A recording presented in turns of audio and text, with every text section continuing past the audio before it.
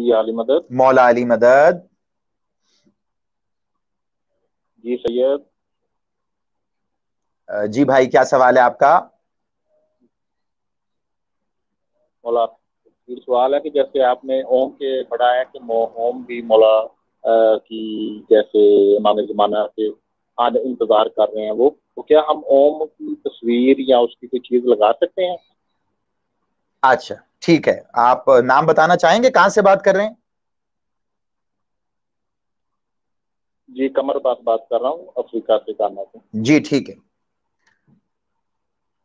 قمر عباس صاحب افریقہ سے ان کی کال تھی، افریقہ سے قمر عباس صاحب.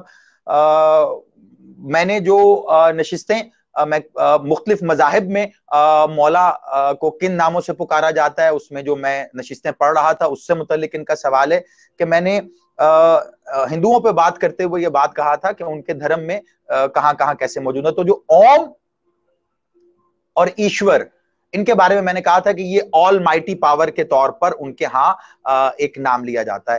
تھوڑا سا مکس اپ کر گئے قمر عباس صاحب، میں نے اوم با معنی اس میں سرکار مولا ولی الاثر نہیں کہا تھا، اس کے لیے ان کے ہاں کارکی اوتار جو ہے وہ لفظ ملتا ہے، جسے وہ کہتے ہیں کہ یہ ایک کارکی اوتار جو ہے یہ آخری زمانے میں آئے گا، اور ان کی جو نشانیاں اور وہ جو کام کرے گا وہ تقریباً بہت مطابقت رکھتے ہیں سرکار مولا ولی الاثر بادشاہ سے. تو اس سے میں نے کہا تھا کہ یہ کانسیپٹ سرکار مولا ولی الاثر بادشاہ والا ہی وہاں موجود ہے جیسے باقی تمام جگہوں پہ. تو پہلی تو تصحیح یہ فرما لیجئے کہ میں نے یہ نہیں کہا تھا بلکہ کارکی اوتار کا نام لے کے میں نے کہا تھا، اور اس کے معنی بھی بتائے تھے سفید گھوڑے کا سوار. اوم جو ہے وہ ان میں بامعنی آل مائٹی پاور، یعنی جیسے آپ اللہ کہتے ہیں نا، جو سب سے سپیریئر، سب سے بڑا، سب سے اعلیٰ، سب سے عرفہ. تو ان کے ہاں دو سوچیں موجود ہیں، انہیں مونوتھسٹ بھی کہا جاتا ہے اور کچھ لوگ نہیں بھی کہتے، یعنی توحید پرست بھی. یہ دونوں قسم کی ڈیبیٹس ان کے ہاں موجود ہیں. تو جو یہ رائٹسٹ ہیں، یعنی جو کہتے ہیں کہ یہ مونوتھسٹ ہیں، ان میں جو اوم ہے وہ بامعنی آل مائٹی لیا جاتا ہے، کہ جس طرح آپ کے ہاں لفظ اللہ ہے. اور اسی طرح دیگر کتب جس میں ایلی ہے، ایلیا ہے، جیسے کتابیں خصوصاً گیلانی صاحب مرحوم جو ہیں ان کی مشتمل کی ہوئی کتابیں ہیں، کتابچے ہیں جو انہوں نے الگ الگ کتابوں سے جمع کر کے اس میں لکھا. اس میں بھی وہ یہی لکھ رہے ہیں کہ اوم جو ہے وہ ان کے ہاں اللہ کے معنوں میں، یا دوسری طرف جو ہے وہ سرکار مولا علی بادشاہ سے بھی منسوب ہے، کیونکہ اس میں انہی طاقتوں کا اظہار مانتے ہیں یہ، جیسے آپ سرکار مولا علی بادشاہ کو مظہر اللہ مانتے ہیں کہ ان کے ذریعے تمام اختیارات تقسیم ہوتے ہیں. اب دوسرے سوال کا ان کا حصہ یہ تھا کہ کیا ہم اسے اوم جو لکھا ہوا ہوتا ہے اسے اپنے گھر میں آویزاں کر سکتے ہیں؟ تو میں یہ کہوں گا کہ دیکھیے جی، اس ضمن میں ہمیں شریعت، جو ہماری شریعت ہے اس کے جو قواعد و ضوابط ہیں ان کو دیکھنا پڑے گا.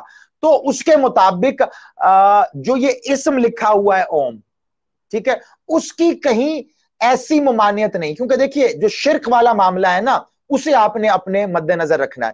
جیسا کہ کچھ تصویریں بنی ہوئی ہوتی ہیں، جیسے ان کے کچھ دیوی ہیں، دیوتائیں ہیں، اگر آپ ان کی تصویروں کی طرف جائیں گے تو وہ معاملہ دیکھیں پھر غلط طرف چلا جائے گا.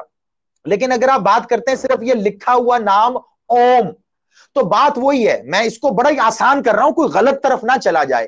آپ اپنے گھر میں کہیں پہ اللہ لکھیں گے، بالکل لکھیں گے، پسند کریں گے اللہ لکھنا، 100 بار لکھیں گے، لکھنا چاہیے، آویزاں کرنا چاہیے. اور اگر کہیں بات یہ آ جائے کہ آپ اپنے گھر میں گاڈ لکھ لیں، GOD گاڈ، تو کیا آپ نہیں لکھیں گے؟ کیا کوئی منع کرے گا، یا کوئی شخص آ کے کہے گا بھائی یہ تو آپ نے شرک کر دیا، آپ نے گاڈ کیوں لکھا ہوا ہے؟ اس لیے کہ وہ آپ کے ہاں رائج ہو چکا ہے. آپ لکھ لیں گے او گاڈ ہیلپ می، ایسی کوئی بھی چیز گاڈ سے لکھ لیں گے، کیونکہ آپ کے ہاں رائج ہے، وہ زبان بھی رائج ہے، وہ لوگ بھی آپ کے ہاں بکثرت پائے جاتے ہیں جو اللہ کو گاڈ کہہ کے مخاطب کرتے ہیں. تو وہ لکھنے میں نہ آپ کو شریعت روکے گی، نہ آپ کو کوئی مولوی روکے گا، اور نہ کچھ قسم کے معاملات ہوں گے. اوم کے ساتھ معاملہ یہ ہے کہ بس کیونکہ وہ رائج نہیں ہوا آپ کے ہاں، اس اسم کی تلاوت کرنے والے لوگ آپ کے ہاں موجود نہیں ہیں، اس لیے آپ ریلکٹنٹ ہو جاتے ہیں کہ جی ہم اوم لکھ لیں اپنے گھر، یہ تو پتہ نہیں کوئی شرک ہو جائے گا، جبکہ ایسا نہیں ہے. یہ میں آپ کو اس زمن میں، لیکن یہ صرف لکھے ہوئے اس میں اوم کی حد تک ہے. مطلب کل کو آپ کہیں گے جی زیدی صاحب تو پتہ نہیں بیٹھ کے کوئی ہندو مذہب کی پریچنگ کر رہے تھے، بالکل نہیں، ایسی بات نہیں ہے، اس کو بڑی احتیاط سے رکھیے گا.